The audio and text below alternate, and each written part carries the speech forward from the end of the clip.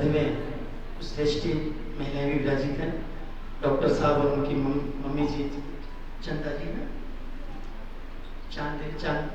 चांद देवी, उनके सम्मान में ताली बजाते हैं सभी।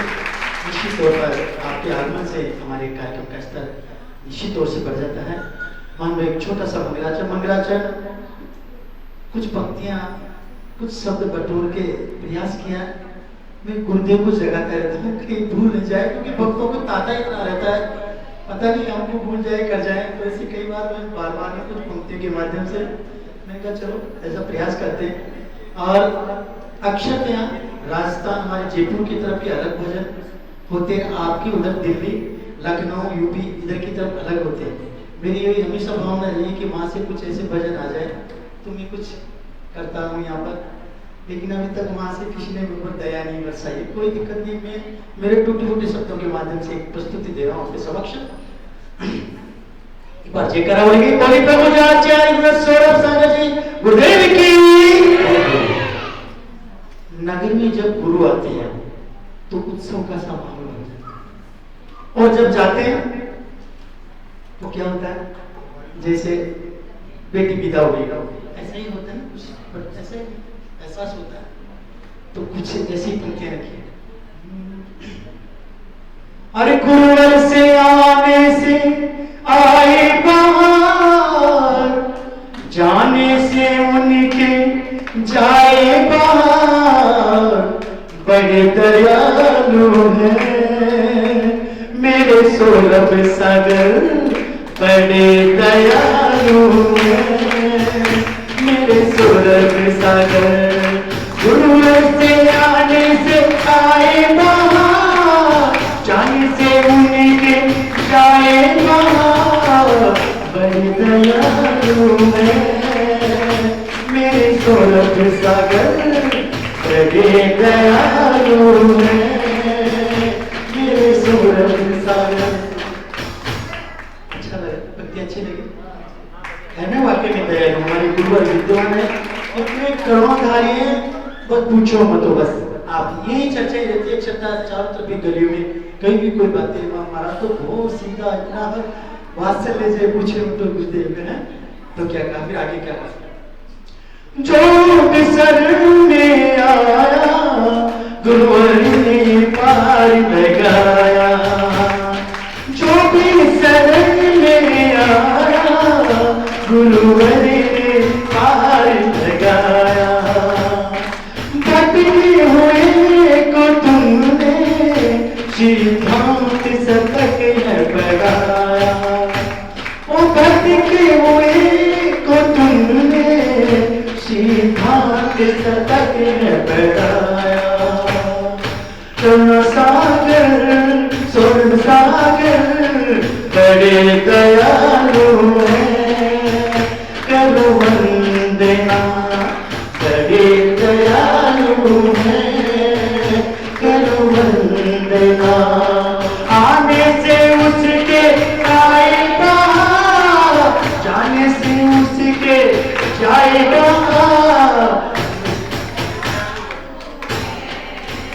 मेरे सौरभ सागर बड़े दयालु हैं मेरे सौरभ सागर।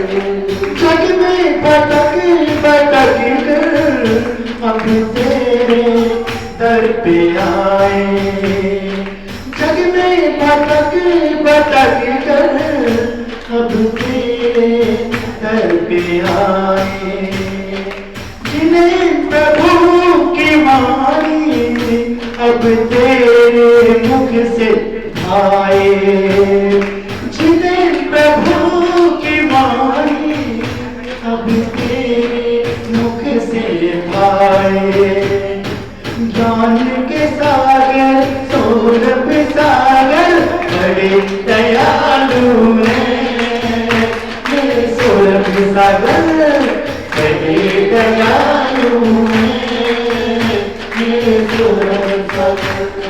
गुरुवर से आने से आए बाहर, जाने से उनके जाए बाहर, बड़े दयालु हैं मेरे सौरभ सागर, बड़े दयालु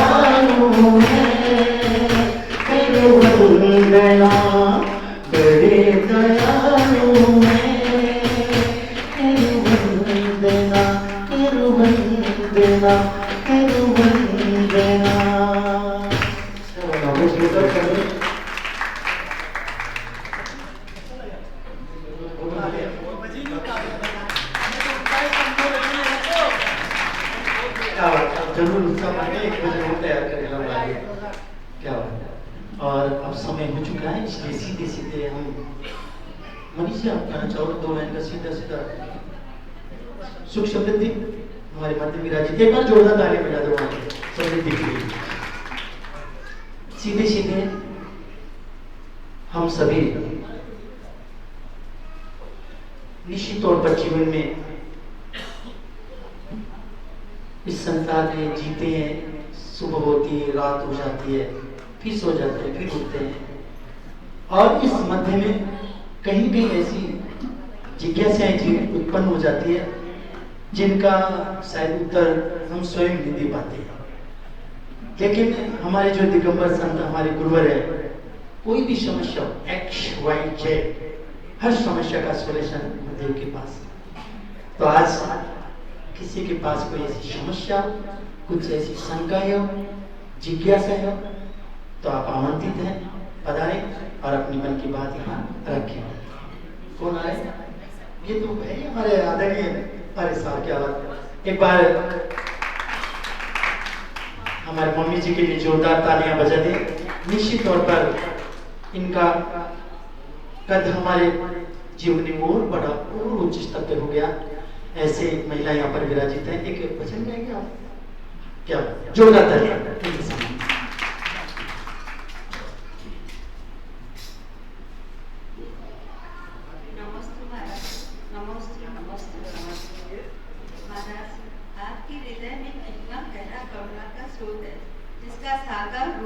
जीवन आशा अस्पताल में देखने को मिला। आपने मात्र 4 वर्ष में इतना बड़ा प्रोजेक्ट खड़ा करा, जिसमें जीवन से निराश लाचार लोगों को समर्थ होकर स्वाभिमान से जीने की राह मिली। इसकी प्रेरणा आपको किससे मिली और कैसे मिली? या ये मंशापूर्ण महावीर का चमत्कार है? कृपया जिज्ञासा का जवाब दीजिए। मेरे विचार से तो जीवन में एक बार सभी को दर्शनार्थ मंशापूर्ण महावीर और जीवन आशा हॉस्पिटल में जरूर एक बार अवलोकन करना चाहिए।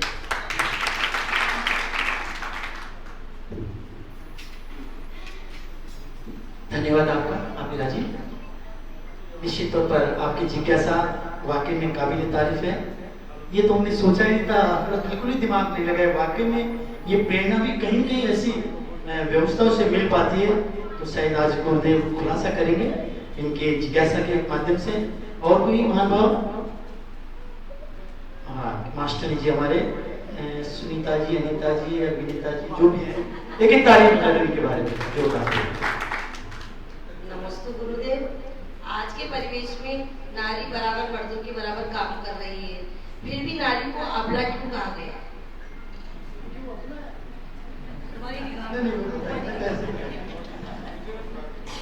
और हमारे मध्य में हमारे पूर्व अध्यक्ष प्रतिदिन जरूर इनकी जिज्ञासा बनती है। वाकई में शास्त्र संगत इनकी जिज्ञासा रहती है। मैं भाई आदरणीय हमारे बड़े भ्राता समान रमेश जी भाई साहब से निवेदन करना चाहूंगा कि आप भी अपनी जिज्ञासा रखें।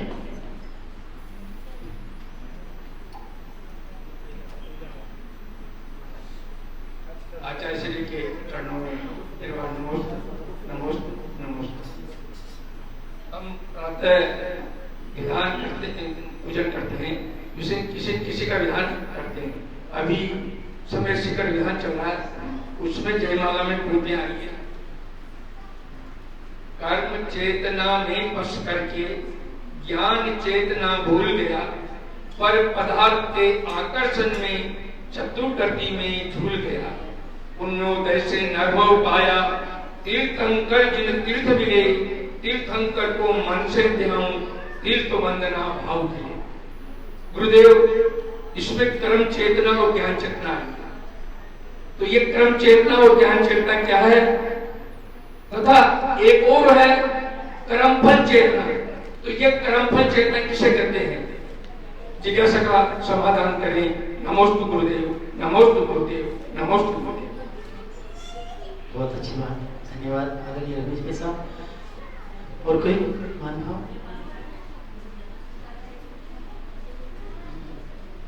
क्या हमारे गुरुजी महेंद्र जी नेनुआ वाले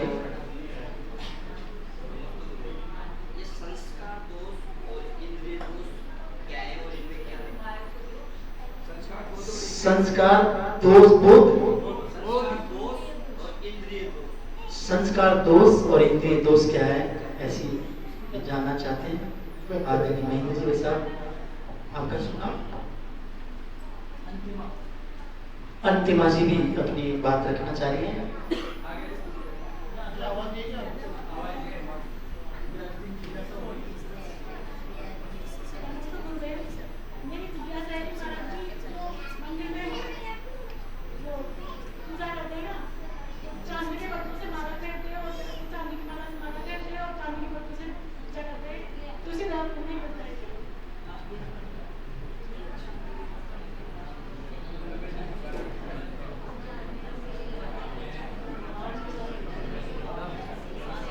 हाँ, कल क्या मेरे से त्रुटि हो गई, आज फुल सुधार कर रहा हूँ मैं।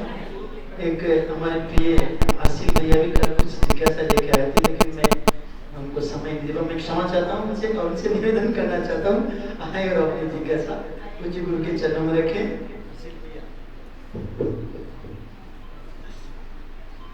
महाराज जी, मेरा प्रश्न ये है कि जैसे मैं गाड़ी चलाता हूँ तो उस समय मैं नहीं चाहता कि जीव हत्या हो, पर अनजाने में भी कई सारे कीड़े मकोड़े ऐसे होते हैं जो शरीर पे लगते हैं मर जाते हैं, गाड़ी पे लगते हैं मर जाते हैं, गाड़ी के नीचे आ जाते हैं। तो उसके के लिए क्या निवारण है कि दोष वगैरह पाप वगैरह जो लगता है उसके लिए क्या करना चाहिए? बहुत सुंदर जिज्ञासा। तो लीजिए, अब हम सभी पूज्य गुरु के चरणों में चलते हैं और विनय पूर्वक हम सभी पूज्य गुरु के चरणों में वंदन करें। नमोस्तु गुरुवर, नमोस्तु गुरुवर, नमोस्तु गुरुवर। हे गुरुवर, हमारे मन में उठी ये समस्त जिज्ञासाओं का आप समाधान करें। नमोस्तु नमोस्तु नमोस्तु। चलिए,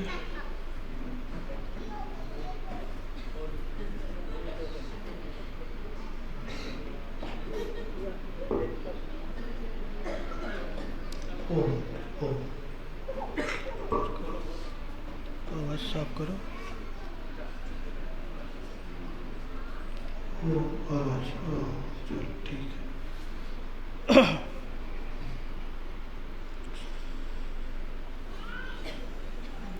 चलिए, गाड़ी चलाते हैं जीव मरते हैं।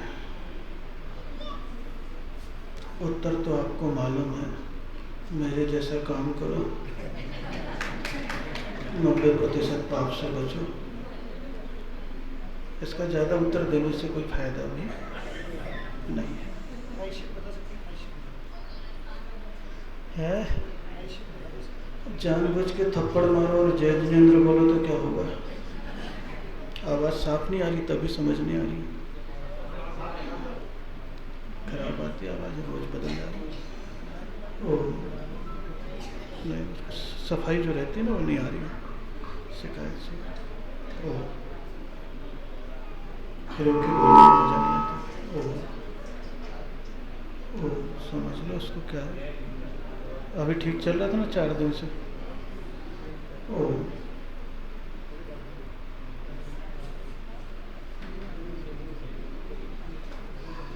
अभी तो पूरा वीडियो ऐसे ही पहुंचा देता ना, तो मेरे पास बात आती है, बोले माइक हमेशा खराब रहता है क्या प्रताप नगर का?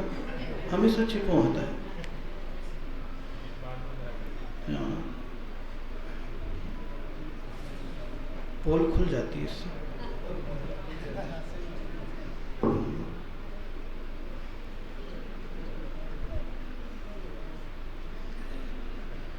संस्कार दोष और इंद्रिय दोष।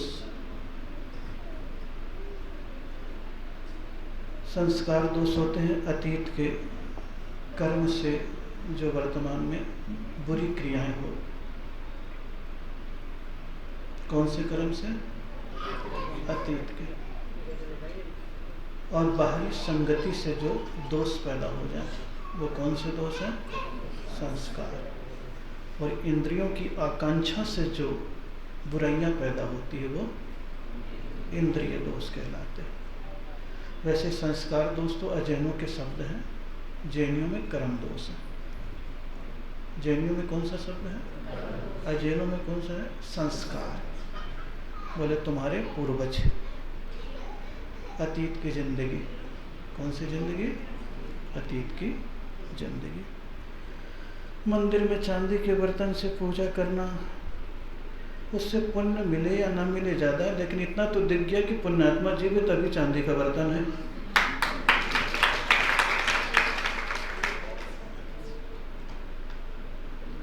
ये सब मंदिर की आमदनी बढ़ाने के लिए कह दिया है कि चांदी के बर्तन से पूजा करो, सोने से करो तो और ज़्यादा पुण्य लगेगा।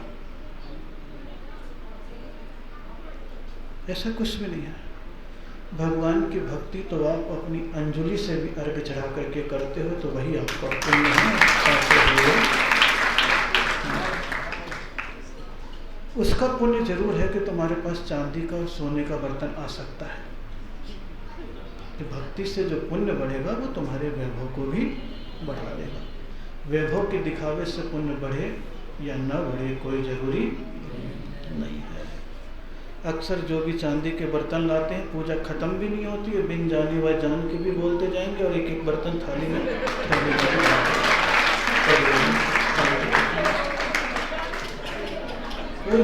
सब बेकार की चीजें।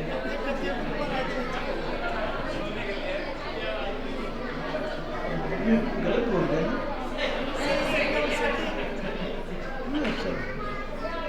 तो समझ में नहीं आता है कि वो पुष्प का विसर्जन कर रहे हैं कि बर्तन का। दुनियादारी है। कौन सी दारी है ये? दुनियादारी है। इसलिए इस विषय में ज़्यादा कुछ कोई फायदा है क्या कहने से? नहीं। क्या प्रेरणा मिली? प्रेरणा तो कुछ भी नहीं।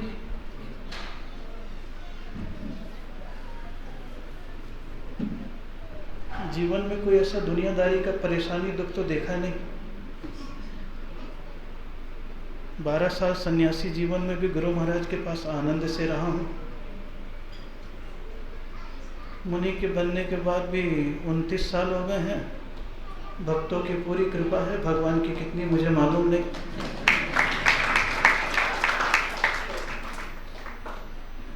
लेकिन पता नहीं कुछ संस्कारी ही होगा कि जब से मुनि बना हो तो सबसे लोग जन्म दिवस मनाते थे। तो जब भी जन्म दिवस मनाते थे तो मैं कहता था जन्म दिवस में सब फालतू के काम न करके केवल एक परोपकार का काम करो। और परोपकार के काम में जो जन्मदिन मेरा आता था उतनी सेवा का काम होता है, हर जगह हर साल। तो जन्मदिन परोपकार दिन के रूप में मनता है। कौन से रूप में? परोपकार। उस समय सारी चीज़ें, बहुत सारी चीज़ें होती हैं। आप लोग तो बहुत पुरानी कुंडली खंगालने वाले हो, खंगाल लेना पता लगेगा।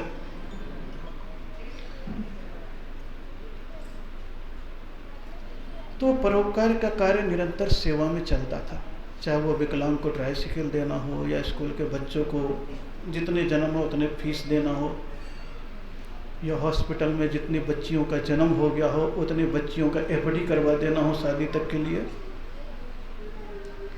या फिर और भी बैसाखी हुए उतने आँखों का ऑपरेशन करा देना, उतने स्कूलों में चले जा कर के कुछ भी उनकी पुस्तक या बैग बंटवा देना। ये सब काम हमेशा होते रहते थे। फिर भाव बढ़ते चले गए और गाजियाबाद में बहुत अच्छे तरीके से सब होता था। मैंने कहते छोटे छोटे से काम करते हो। तो पंच कल्याणक चल रहा था तो होवे सारी प्रजा को सुख, जन्म कल्याणक के दिन भगवान के गुणगान में कह रहा था। किसके गुणगान में? भगवान के गुणगान में। मैंने कहा हम लोग होवे सारी प्रजा को सुख ये उपदेश तो देते हैं, लेकिन सुख का साधन कौन सा आज तक देते हैं समाज को? कभी भी सेवा के सुख का साधन आज तक हम लोगों ने नहीं दिया। तो गाजियाबाद वालों, अगर तुम्हारे मन में ये भाव है तो मेरी इच्छा है सुख का साधन देने के लिए एक अच्छा सा सेवा केंद्र, हॉस्पिटल खोला जाए।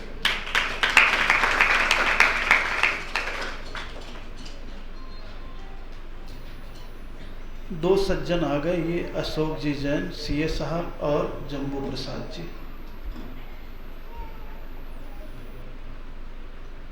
बस वो 2 आए, क्या चाहते हो? मैंने कहा छोटा मोटा तो चाहता नहीं, क्योंकि छोटा मोटा तो 10-20 मंदिरों में खुलवा चुका हूँ, क्योंकि पिछले चौमासे में कई जगह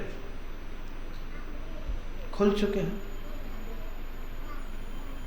करो तो ऐसा करो कि जन्नत के कुछ अस्तित्व की पहचान हो। बस उनके मन में भाव जग गए।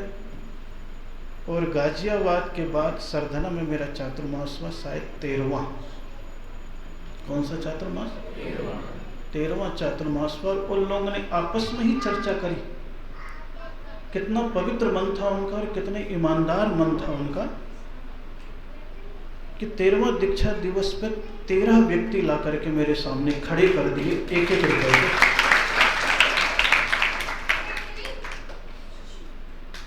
क्योंकि कई बार कई सज्जन अच्छे होते हैं, एक मिल जाते हैं, वो अनेक लोगों को अपने हिसाब के जोड़ देते हैं साधु से। और कई लोग ऐसे मिलते हैं, उनको पता लग जाए कि ये आरा देने वाला, तो नीचे ही उसे मानसिकता खराब कर देते हैं।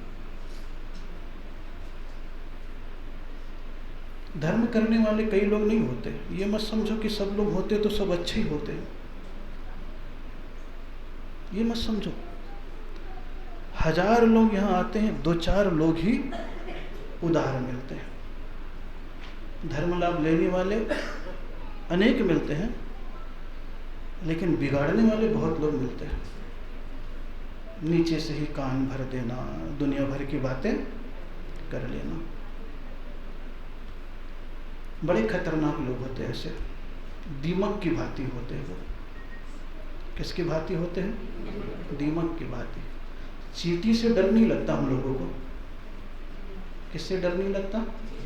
चींटी से डर नहीं लगता, दीमक से डर लगता है। चींटी तो सामने से आएगी, काटेगी, हम तो जब चाहे तब पकड़ लेंगे। लेकिन दीमक नीचे से खाती है ना, कब पाँव रखो और कब पूरा का पूरा मामला धस जाए। तो कई समाज में दीमक की भांति होते हैं। और कई श्रावक ऐसे पैदा हो जाते हैं, सोचते हैं ये योग्य व्यक्ति है, चलो अच्छा काम कर रहा है, सेवा का काम कर रहा है, तो महाराज के साथ उनको जोड़ दो। और जोड़ देते हैं। कई श्रावक ऐसे होते हैं।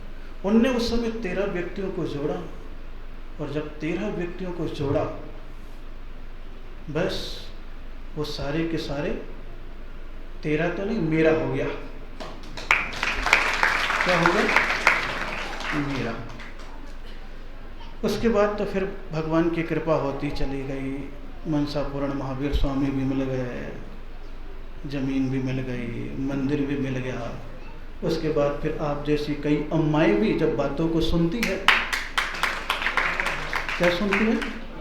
अब यहाँ पर भी देखो ना, विधान में सुना ही था ना, मैंने तो किसी से बोला नहीं, मैंने तो किसी से बोला नहीं, अपनी बात बस जीवन आशा के सामने रख दिया। क्योंकि मुझे समाज में ये रहता है कि भगवान के नाम पर बोलो कि आज यहाँ 24 ही बनानी है, तो लोग 1 मिनट में हाथ खड़ा करते हैं, 51,000 1 लाख के 1 मिनट में खड़ा कर देते हैं। वो सोचते भगवान को बैठा देंगे तो हम मोक्ष में बैठ जाएंगे, उनके मन में ये धारणा है। लेकिन वो काम तो बहुत सहज है, हार्दिक है, स्वाभाविक है। अपने लिए अपनों का काम करना बहुत सरल होता है। आपके बेटे का एक्सीडेंट हो जाए या स्कूल में भर्ती करना हो, 10 लाख भी एडमिशन फीस दे दोगे और 5 लाख का भी ऑपरेशन करा दोगे। लेकिन दूसरे का बच्चा अगर पढ़ने वाला, क्या आपके घर में नौकर भी और पढ़ने वाला हो, तो 3,000 की फीस भी साल की हो तो देने में पसीना आएगा। आता है कि नहीं आता? तो ये मानसिकता होती है लोगों की। क्या होती है? मानसिकता होती है। तो ऐसे ही मिल जाते हैं। तो फिर आपके जैसे लोग मिलते चले गए और इतना परिचय अपना बढ़ता चला गया। कोई बोला तो नहीं था, विधान हुआ, अम्मा जी को पता लग गया, ये बोल गई, चलो हमारी ओर से कम एक विकलांग का हो जाए। नरेश जी आ गए थे, उनका बेटा आ गया, वो दोनों बोल गए कि चलो हमको क्या बना दो? सदस्य बना दो। क्या बना दो? सदस्य बना दो।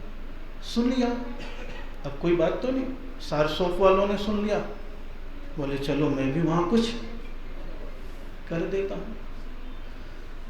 व्यक्ति से व्यक्ति जब बात करता है और उसे हकीकत लगता है तो अपने आप ही कार्य कर देता है। एक व्यक्ति और आ गए थे उस दिन आहार के बाद नरेश के साथ, कौन से थे, अमित जी गोधा। कोई मेरे से जान पहचान नहीं, कोई पहचान नहीं। नरेश जी थे ना, कोई अमित जी, हाँ कोई अमित जी को लेके आ गए मंगल विहार में। मंगल विहार के, मैं कभी गया नहीं, जानता नहीं, पहचानता नहीं, लेकिन जिनके हृदय में होता है कुछ करुणा के काम को करना है, तो उनके मन में आया, उनने पढ़ा, उनके मन में भाव जग गए, बोले हमें भी इसमें जोड़ लो। अब ऐसे करके लोग जुड़ते चले गए और इतना बड़ा कारवा, विशाल भवन बन गया।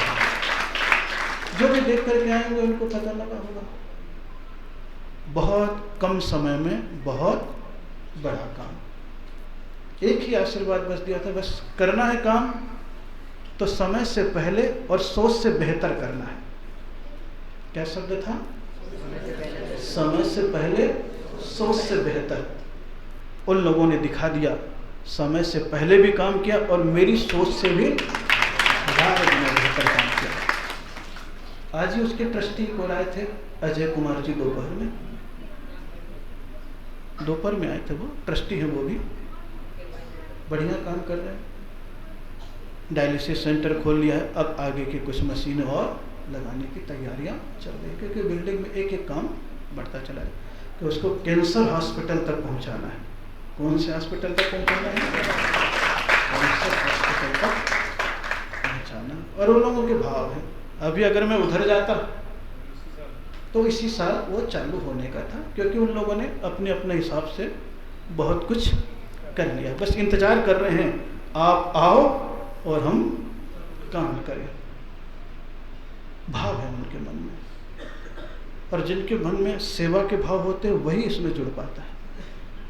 जिनके मन में थोड़ी सी करुणा भाव, दया की भावनाएं होती है, तो वो स्वतः प्रेरणा थी। परोपकार दिवस के रूप में काम होता था, परोपकार में अभी भी चल रहा है। ऐसे लोग हैं, मेरा जो जन्मदिन आता है उतने लाख रुपए देते हैं, ऐसे भी व्यक्ति हैं। 51 आएगा, 51 दे देंगे वहाँ, क्योंकि उसमें छोटा मोटा खर्चा नहीं, और यूँ इस प्रकार महंगा भी नहीं जाता है, बहुत लंबा खर्चा है। सैकड़ों मरीजों का जो खर्चा है वो बहुत। अभी डायलिसिस चालू हुआ, आप सोचो डायलिसिस का एक आप कितना लेते हो वहाँ पर, और वहाँ जाके कराओ, आपको पता लग जाएगा कितना लेते हैं।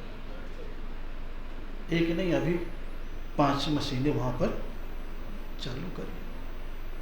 आप लोग तो सब डॉक्टर हैं, उसमें जानते ही हैं, जो बाहर की आती है एक मशीन 3.25 लाख तक की आती है, जो विकलांगों को लगता है। बाकी 5,000 की भी बनती है, 80 की भी बनती है। अब वो सब वो लोग जानते हैं, बाहर से आता है सब। और ऐसे नहीं, वो लोग अच्छी अच्छी जगह देख करके आए हैं, यानी 2 जगह विदेश में भी गए, देख करके आए हैं हमें करना क्या है। और सबसे बड़ी विशेषता, इतनी पहुंच होने के उपरांत भी अभी गवर्नमेंट से कोई सहयोग नहीं ले रहा। बोले महाराज एक बार हम लोग को करके दिखाना है, गवर्नमेंट तो पीछे रहेगी हमारे। बोले वो पीछे रहे, क्योंकि वो तो चाहती है कि कोई अच्छा श्रेष्ठ कार्य हो तो हम सहयोगी बने। तो ये भाव थे उनके, और उस भाव में ये सारा का सारा हॉस्पिटल का काम हो गया और चल रहा है। बाकी तो छोटे छोटे स्थानों पर छोटे छोटे रूप में चले रहे, 10-12 जगह तो यूँ चलते ही चलते हैं। तो ये सेवा का कार्य है। कौन सा कार्य है? सेवा का कार्य है। लखनऊ में भी छोटा सा है, उसमें भी 3 भक्तों की 3 अम्माएं आ गई थी,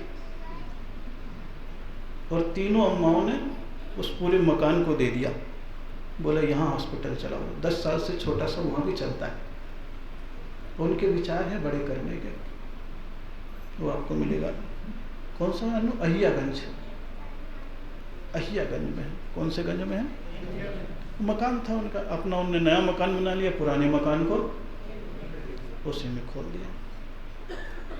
उसमें हड्डी का विशेष डॉक्टर स्पेशलिस्ट बैठता है। इंदिरा नगर में अलग चलता है, बाराबंकी में अलग चलता है, देहरादून में तो सार्वजनिक छोटा सा अलग चलता है, वहाँ पर तो छोटा स्कूल भी बना लिया है। बड़ौत में अलग चलता है। बड़ौत में जब पंचकर्णक में थे, एक नाइजीरिया के डॉक्टर थे, नाइजीरिया के राष्ट्रपति के डॉक्टर, कभी किसी साधु के पास नहीं जाते थे वो, लेकिन मैं जब बड़ौत में था तो उनके भाव जगे, मेरे पास आए, एक स्कूल बनाने के लिए पूरी जगह दी। आज वहाँ 1250 बच्चे पढ़ते हैं। कभी आप देख लेना, लॉर्ड महावीरा एकेडमी के नाम से है, लॉर्ड महावीरा, गुराना रोड पे है, भगवान महावीर, क्योंकि उस समय थोड़ा वो चलता था, लॉर्ड महावीरा एकेडमी। उन्हें एक जमीन और दी हॉस्पिटल बनाने के लिए, लेकिन उनकी उम्र पूरी हो गई, वो विदा हो गए। क्या हो गए? वो विदा हो गए। विदा हो गए तो वो, क्योंकि वो हर चीज़ें अलग अलग प्रकार की होती है। तो कई बार कई सज्जनों की अच्छी भावनाएं होती हैं, और अच्छी भावना वाले अगर अच्छे विचार से हमारे साथ जुड़ते हैं तो उस प्रकार के विचारधारा, अच्छे विचारधारा के लोगों को जोड़ना भी प्रारंभ कर देते हैं। लेकिन बस अच्छा मन होना चाहिए, अच्छी भावना होनी चाहिए, और अच्छे के प्रति समर्पण होना चाहिए। अच्छाई दिखाए और जड़ों को काटे, सावधान रहना चाहिए उससे। क्या रहना चाहिए? सावधान रहना चाहिए, क्योंकि खुद बीमार रहना चाहता है और दूसरे को भी बीमार रखना चाहता है। मानसिक शांति ऐसे लोगों को कभी मिलती नहीं है। बाकी तो बहुत सारे ऐसे दोस्त हैं संसार में जो जिंदगी में अपने आप ही पता चलता चला जाता है। तो अच्छा प्रश्न किया था कि महाराज जी कहाँ से प्रेरणा मिली? कोई प्रेरणा ऐसी थी, लेकिन हाँ देखते जरूर थे कि कोई भी ऐसे दर्शनार्थी विकलांग आता था तो कैसी उसकी उपेक्षा होती थी। कहाँ, हम लोग भी तो लिफ्ट ही नहीं दे। आप लोग तो छोड़ो, आपके रिश्तेदार में कोई विकलांग हो जाए तो सोचो। ऐसे एक जैन भगत है जिनकी दोनों बच्चियां विकलांग पैदा हुई, दोनों बच्चियां, और पढ़ लिख करके इतनी आगे बढ़ गई कि प्रधानमंत्री ने उन दोनों को पुरस्कार दिया। बनारस में है और जैन की है, जैन की है। अभी आप जीवन आश्रम में गए होंगे ना, पढ़ी लिखी अच्छी खासी कन्या, जबलपुर के पास की थी, एक्सीडेंट हो गया और उसका पांव पूरा चला गया। लाखों रुपए उसने खर्च करा करके इलाज कराना चाहा, वो चीज़ नहीं आ पाई। लेकिन इत्तेफाक से जीवन आशा हॉस्पिटल में उसको पता लगा, आई, सब चीज़ें उसकी ठीक है। बोले अब मैं इधर उधर नहीं जाऊंगी, वहीं पर कार्य करने लगे। आप लोग मिले भी होंगे उससे, आए थे मेरे पास भी इलाज में, पहली बार आई थी, दर्शन किया, और उस समय वो उसको डांस का भी शौक था, दिखाया मंच पे पूरा। तो ये धीरे धीरे आगे बढ़ रहा है। उसका भाव इतना अच्छा है कि एम्स में जो आर्मी के चूटे वाले हो जाते ना लड़ाई झगड़े में, उन विकलांगों को भी वहीं रेफर किया एम्स ने, जाओ वहाँ जाओ और वहाँ से तुम अपनी चीज़ें करा के लाओ। तो गुजरात हुआ, मेहसाणा हुआ, आसाम हुआ, वहाँ पर सभी जगह से बहुत अच्छे तरीके से आते हैं और ये चीज़ें चल रही है। तो उस समय एक भाव विकलांगों को देख करके भी लगा सबसे सही सीधा काम यही है। पहले तो सोचा शल्य चिकित्सा का हो, पेट का हो, ऑपरेशन हार्ट का हो, लेकिन बोले वो तो बन गया। उसी समय रायपुर में बना था पूरा हार्ट शेप में, बना हुआ है आज भी। फिर आया ब्लाइंड का, उसका भी चल रहा है, क्योंकि ऐसे जैन हैं जो करते कराते हैं, मन में सबके है भाव। तो जो इस करुणा के रूप में बहना चाहता है वो प्रायः करके अपना काम करने लग जाता है। तो जीवन का ये अवसर है, और इस अवसर पर अपने जीवन में ये काम तो अपने आप ही सोच लेना चाहिए कि हे भगवान, दुनिया में हम काम करते हैं, अपने मन में सोच ले। जैसे उधर के लोग सोचे हुए हैं, कई लोग जो जुड़े हुए हैं कि उनका जब शादी का सालगिरह आती है, बर्थडे आता है, तो निश्चित रूप से कोई ना कोई विकलांग को एक ना एक अंग देते हैं, और ऐसे घर में 4 आ गए तो 4 लोगों का ये हो जाता है।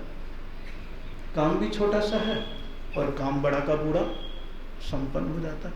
ऐसे एक नहीं, कई लोग वहाँ पर ऐसे जुड़े हुए हैं, उस तरफ के लोग तो छोटे रूप में भी और बड़े रूप में भी कार्य करते रहते हैं। तो आपका प्रश्न ये था कैसे भाव जगे, तो भाव स्वाभाविक जगे।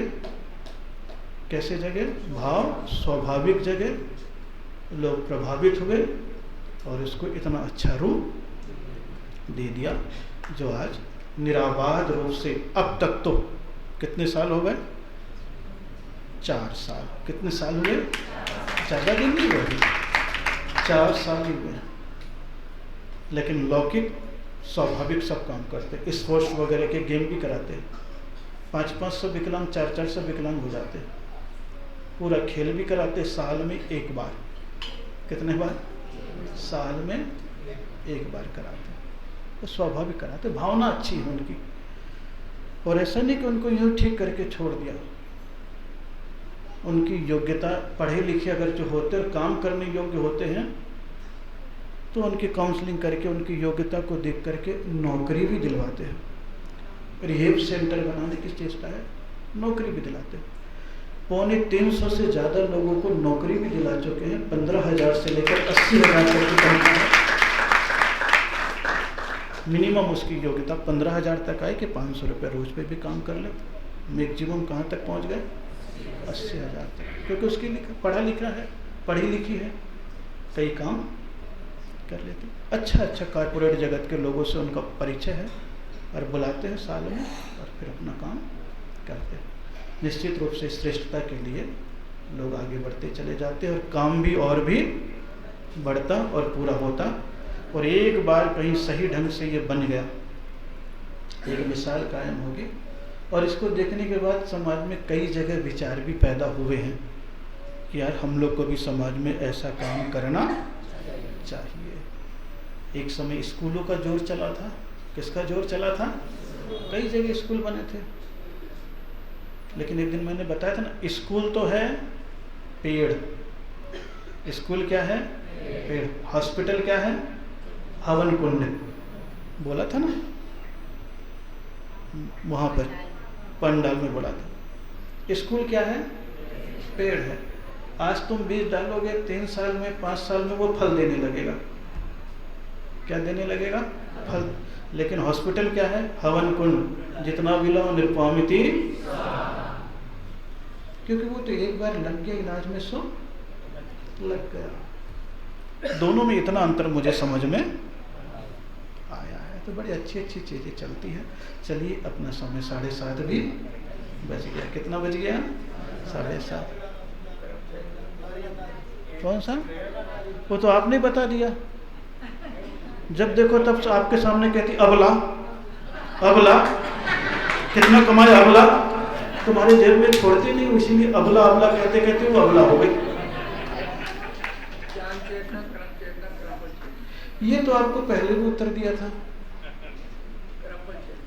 पहले उत्तर दिया था ना। ज्ञान चेतना मतलब भीतरी ज्ञान, कर्म चेतना मतलब जो भुगत रहे, कर्म फल चेतना एक इंद्रिय के फल को भोग रहे, बचाव नहीं कर सकते। तो जो अपना बचाव नहीं कर सकते वो कर्म के फल को ही भोग रहे। और कर्म चेतना सब जीवों के पास है। कर्म से रहित तो कोई भी संसारी जीव नहीं है। सिद्धालय तो ज्ञान चेतना वाले, पहले भी इसका उत्तर दिया था जब आपने पूछा था चेतना का। तो इसीलिए उस विधान में ज्ञान चेतना, कर्म चेतना और कर्म फल चेतना, ये सारी चीजें होती है। हाँ, ये भी प्रश्न था कि चेतना का भी अबला, क्योंकि स्त्री कमजोर है। क्या है? स्त्री कमजोर है। कितनों भी ताकत दिखा दे, लेकिन किस में रहेगी? वो सेकंड पार्ट में ही रहेगी। भले ही प्रतिभा पाटिल राष्ट्रपति बन गई, लेकिन शेखावत के सामने उसे पत्नी ही रहना पड़ता था। ऊंचे होने के बाद भी क्या रहना पड़ता था? क्या रहना पड़ता था? झुकना ही पड़ता है। स्वाभाविक शरीर भी है, अपने आप को वो सुरक्षित नहीं कर सकती अगर कोई आक्रामक हो जाए। और पुरुष ऐसा है कि जब तक उसकी इच्छा ना हो तब तक कोई कुछ बिगड़ नहीं सकता। ये सबसे बड़ा अंतर है। और ये अंतर उसको क्या बना देता है? अबला। क्या बना देता है? अबला बना देता है। बाकी तो स्त्रियों के कई नाम हैं, इसलिए कमजोरी का एक प्रतीक है। किसका प्रतीक है? कमजोरी का एक प्रतीक है। लहराता उपवन है पुष्पदंत जी का,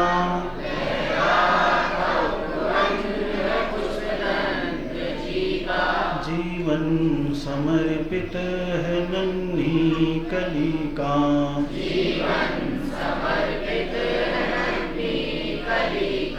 करता हूँ विनती है पुष्पदंत गुरुवर,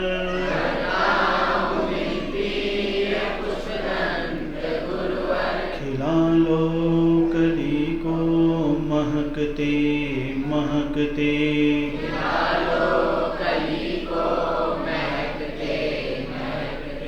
गुरुदेव तुमको नमस्ते नमस्ते,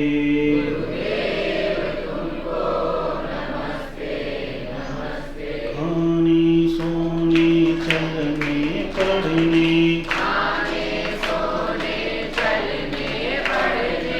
ये जो भी गुरु से लगे,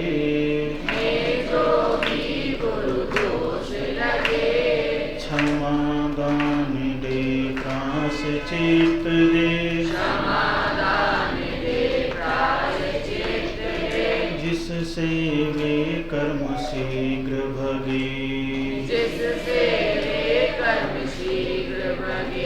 तुम जिन आगम के रतना कर, मैं अब गुण की खाने रहा,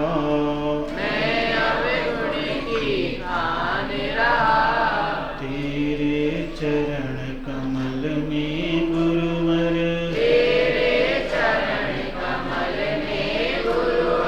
अपना मस्तक झुका रहा,